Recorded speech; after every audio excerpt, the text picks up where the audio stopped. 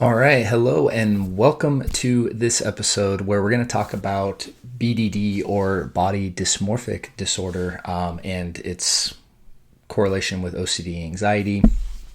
And we're going to really dive into what it is, as well as talking about some common compulsions and stuff that exist with it, and really how to start to take your life back from it. So before we dive into this episode, please help us out by liking and subscribing, as well as leaving a nice comment or review.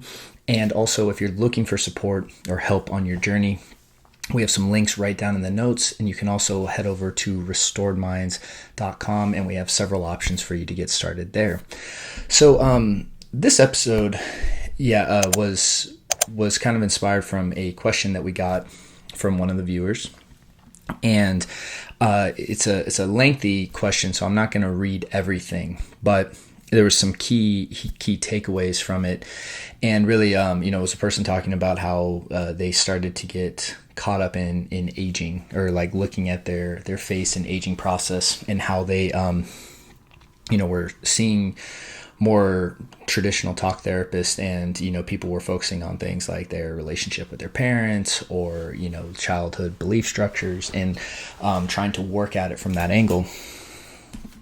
In which, again, I'm not saying that there's nothing to that, but the issue is that that's not going to shift the nervous system, right? Because what we need to understand about really anything that operates in the psychological stress spectrum, right? So everything from general anxiety to phobias to social anxiety to OCD, panic attacks, even and especially things like BDD, but even stuff like when people enter into states of derealization, depersonalization.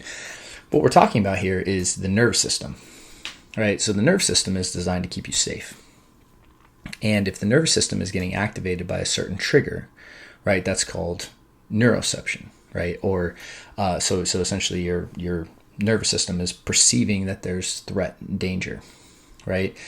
And that happens based on conditioning. So if we respond to something consistently like it's a threat, our nervous system is going to learn that it's a threat and keep responding, right? This is how people can become afraid of, things like touching doorknobs, or even if you're agoraphobic, like leaving your house, or, any other kind of phobias that exist.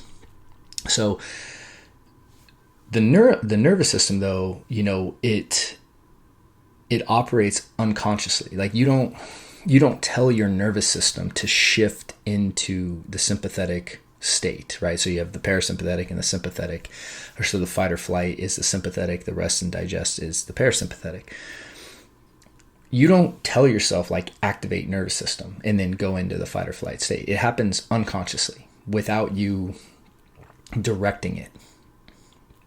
So the idea of working at this from a belief structure standpoint, or some kind of childhood experience, the issue is if we're constantly reinforcing our nervous system that we're in danger in our present moment through our behaviors, like checking and getting reassurance and all this stuff, it doesn't even matter if we discover where the belief is from, right? Because we're still doing things presently that are reinforcing, right?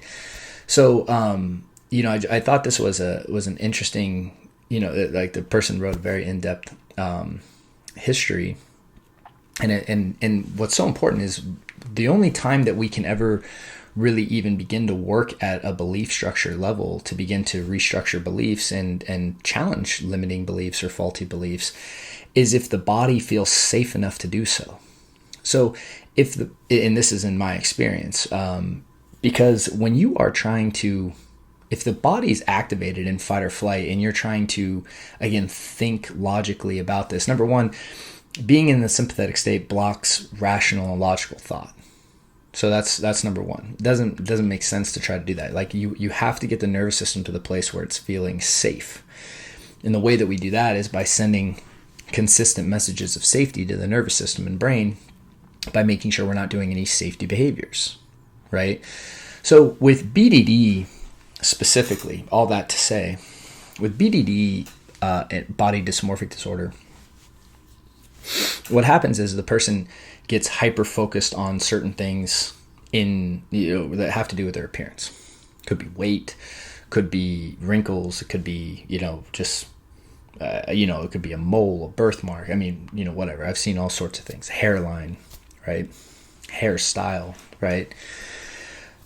So what's happening is that the person's looking at themselves, and oftentimes checking mirrors are going to be huge safety behaviors here, right? Because the belief structure is something that as long as I look a certain way, whatever that is, that's safe, right? Or my appearance is somehow tied to my safety, or acceptance, which is then usually tied to safety. And the person is really merged the idea of other people's acceptance or thoughts of what other people think about them into, and more importantly, approval and disapproval. So when other people approve, then that equals safety. A lot of times is what is kind of the structure of these fears. So when you are when you're getting caught in a BDD loop, right? Essentially, it's the same exact principles, right? We need to make sure we're not doing safety behaviors. And because checking mirrors can be like a big part of this, where someone gets hyper-focused on their appearance or hyper-focused on a certain aspect of their body, then what we need to do is we need to really remove that checking aspect, right? So when you're getting ready, it needs to be very little, if no mirror time at all, right? And I know that might be like kind of sound dramatic, but what needs to happen is we need to eliminate the safety behaviors so the nervous system can shift back into the parasympathetic, or the rest and digest state. Then the person will be able to appraise themselves in a healthier, more realistic fashion. Because when you're in the sympathetic nervous system, this is the big issue with BDD, is that you become hyper aware and hyper focused to perceive threats. Now, if you are training your brain to perceive that wrinkles are threats, well, you're going to start to see wrinkles, and you're going to be over analyzing certain wrinkles, certain parts of your body. And this is why, like, logically talking about this almost never gets anywhere, but by not engaging in the compulsions for a long enough period of time, what happens is that the person's able to challenge whether or not checking the mirror actually is keeping them safe. That's the whole premise behind ERP and any of this work, really, when it comes to psychological stress, is we are putting the brain and nervous system in a position to say, are we really in danger? Because we're not doing any of our safety behaviors, and we're moving towards the quote-unquote perceived threat, which is kind of like we talked about, the faulty neuroception.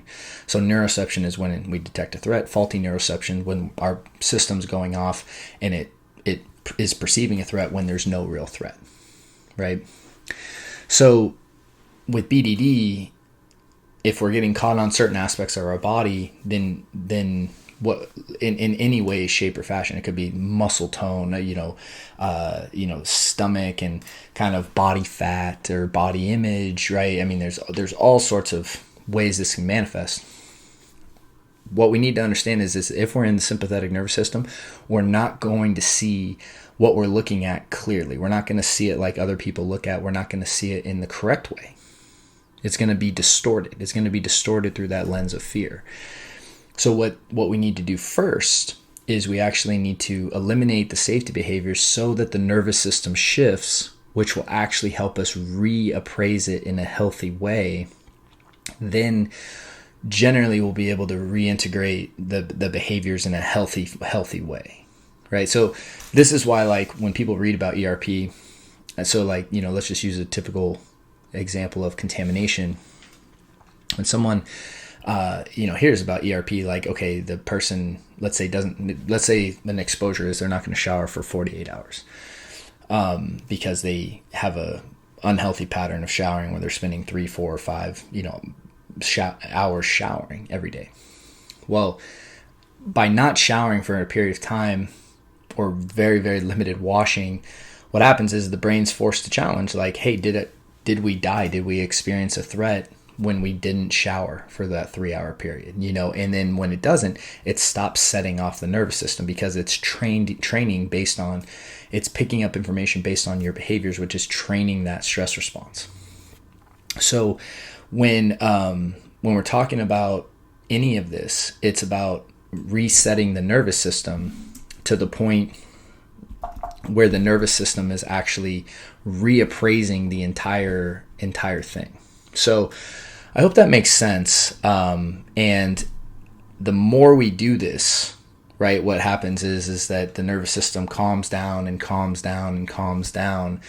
And then eventually we're able to see the situation from a non-fear lens through the parasympathetic nervous system. So wanted to talk about this because I thought it was a great example, and obviously a big thing is going to be not looking at mirrors, not doing any of the small checking behaviors, because all that stuff is reinforcing threat, right? So we need to eliminate this, get the nervous system to shift, and then we can actually reintegrate healthy behaviors.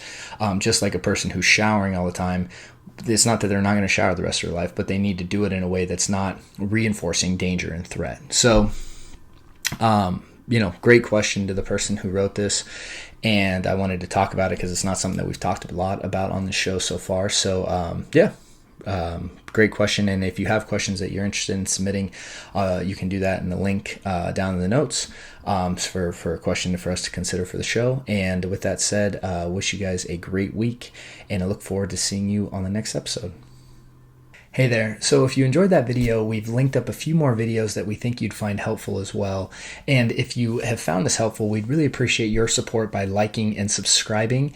And if you're looking for help and guidance, please check out restoredminds.com, as we have several options for you to get started. See you guys soon.